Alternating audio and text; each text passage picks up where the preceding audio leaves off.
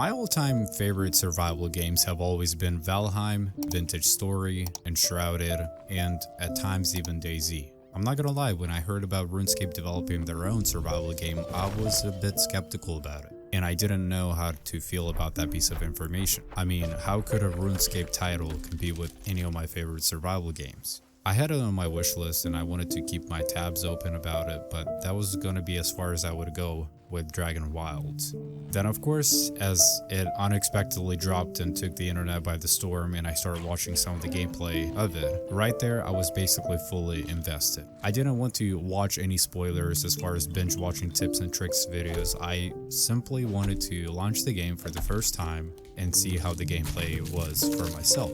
So here's everything I'd like to say when it comes to RuneScape DragonWilds. First, I cannot simply ignore the sound design of this game. Of course, this is a bit subjective because not everyone plays with their headphones all the time, but I can almost guarantee you, when I launched this survival game for the first time, I left the first building and I was welcomed with the scene where the huge dragon flies right above you. I was left simply speechless. It sounded like the dragon was right there right next to me, and even through the sound you could just sense the size of that dragon and how incredibly powerful it was. Same goes with everything else in the game.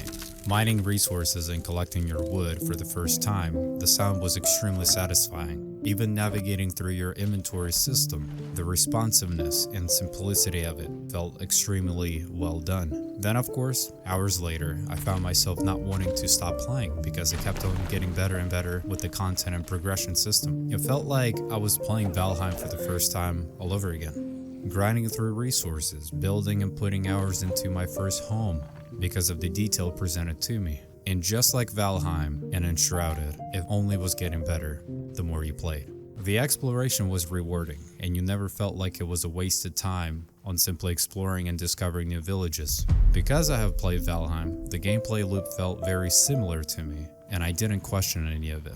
And although technically speaking the gameplay loop is very similar to my previous games I have already played, RuneScape still felt refreshing and new. You could obtain those rune crystals and evolve through magic. As a matter of fact, the magic runs the show in RuneScape. RuneScape DragonWilds demonstrates how powerful you can really get using and obtaining new skills through magic and discovering different spells. I mean, the initial stages of this game, it feels just like any other survival game. You come up to the tree, you chop it down with your axe, but then you quickly learn how to use magic to speed up that process and make it work for you. And what seemed to be a bit grindy at first, later became a whole lot easier with no effort. And that is what I would consider a perfect progression in the game. And the same applies to nearly everything in RuneScape.